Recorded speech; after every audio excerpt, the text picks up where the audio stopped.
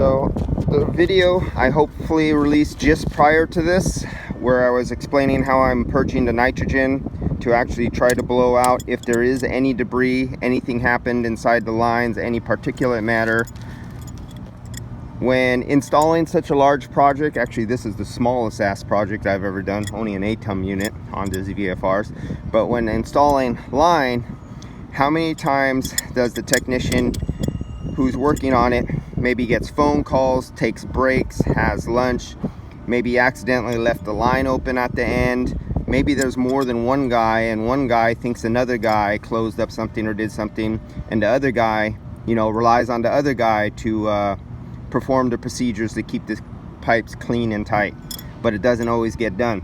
So just in case, all my lines are pumped up with 600 psi, and what my son did while I was downstairs, I was holding the lines disconnected from the air handler with eye protection and ear protection because this is deathly loud.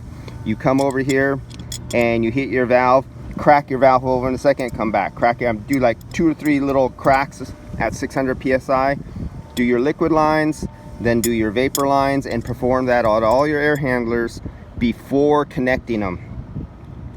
And just a safety thing, just that one extra little measure. Yes, it takes 2 guys instead of 1 guy. That's extra labor and time on the job. It consumes a lot more nitrogen, but it's that next level of what if.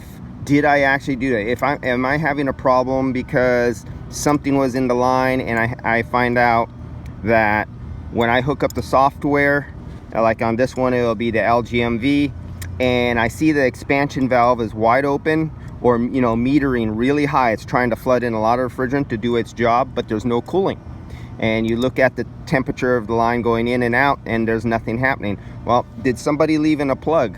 Did a spider crawl in there? Did a piece of foam get jabbed into the end? Maybe somebody had one of those temporary plastic funky plugs in and you were pushing the foam over and it got pushed in a little bit.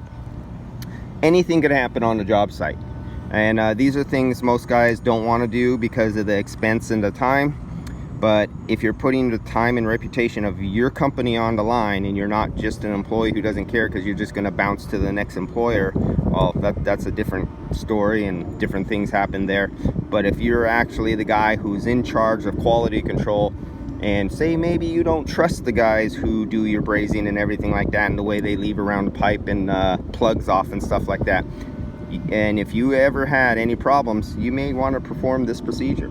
It consumes a lot more nitrogen. It takes more time, especially if you're putting in a system that has 50 or 100 or 500 heads. Yeah, there's a lot more time. So you're going to either just let it fly and cross your fingers and hope for the best, but how many times has a business been bitten in the ass by somebody doing something wrong, somebody getting distracted? Okay, that's all I got to say for this one. And yes, these little short sections where I have braises, none of them get insulated until I have the system filled with refrigerant and it's ran for several days, and then I come back once again with the leak detector and bubbles and stuff like that, and I hit every one of my braises, and only after it's been in operation for a short while, for a few days, it gets my approval, then it could get insulated and wrapped. All right, and that's another procedure that takes time, delays the job, and costs money, but that's insurance for your customer.